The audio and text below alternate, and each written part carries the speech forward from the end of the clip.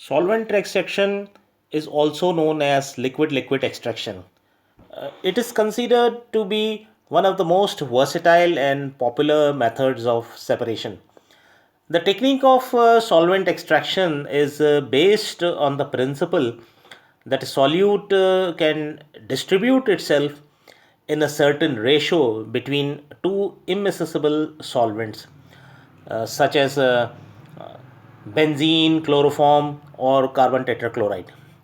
In certain cases, the solute can be more or less transferred into the organic phase. The different categories of separation methods, that is gas liquid, gas solid, liquid liquid, and liquid solid, are based upon the type of phases between which the equilibrium occurs. Solvent extraction technique can be used for the purpose of preparation, purification, enrichment, separation, and analysis of compounds.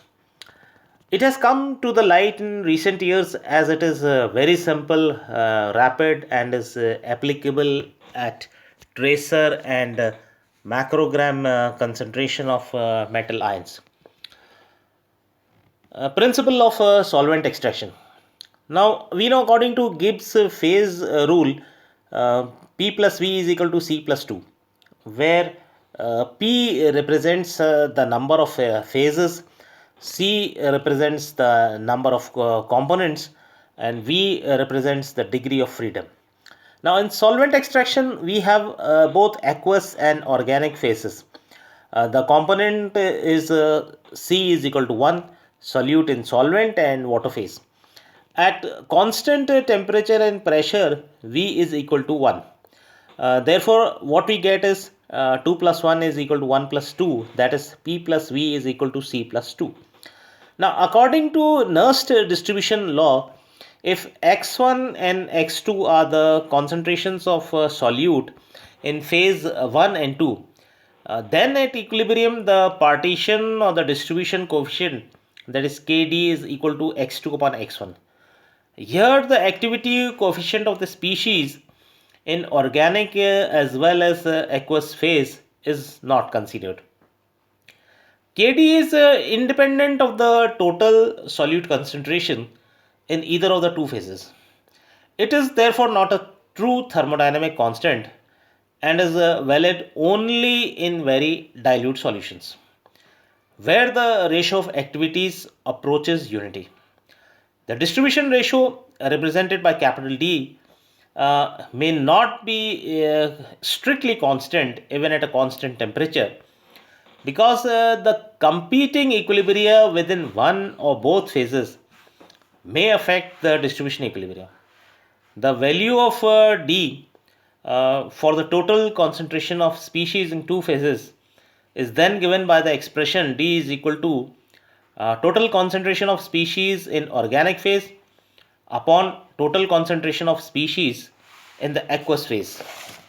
Now, assuming there is no association, dissociation, or polymerization in both the phases, then under idealized conditions, Kd would be equal to D.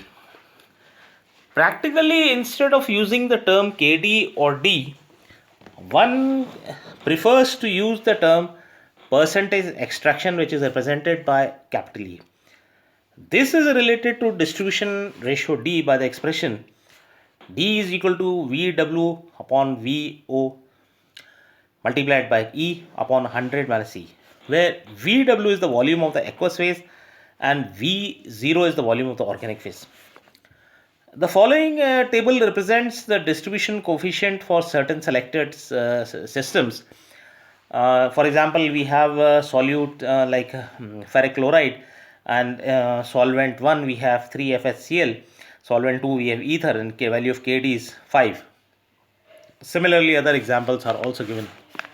Now, we have different types of extractant systems available. So, extraction systems are classified as acidic extractant systems, basic extractant systems, inert solvent systems, chelating extractant systems, and ionic extractant systems. Acidic extractant systems are those systems which are capable of extracting, usually by cation exchange reactions, hydrogen ions for the extracted cations. For example, dialkyl phosphoric acid and carboxylic acids. Second type of extractant systems are the basic extractant system. These systems are capable of extracting either hydrogen ions or metal ions, and mainly by solvating. Third type of systems are the inert solvent systems, and they can extract only the non-polar species such as iodine or chelates. Fourth type of systems are the chelating extracting systems. These are those systems which form strong coordinate bonds with the metal ions. The last type of system are known as the ionic extractant systems. These occur either as dissociated ions or as electrolytes, depending on the dielectric constant of the diluent.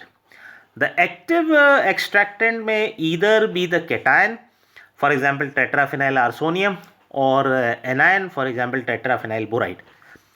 However, there are some other extractants belonging to more than one class according to the conditions in which they are to be used.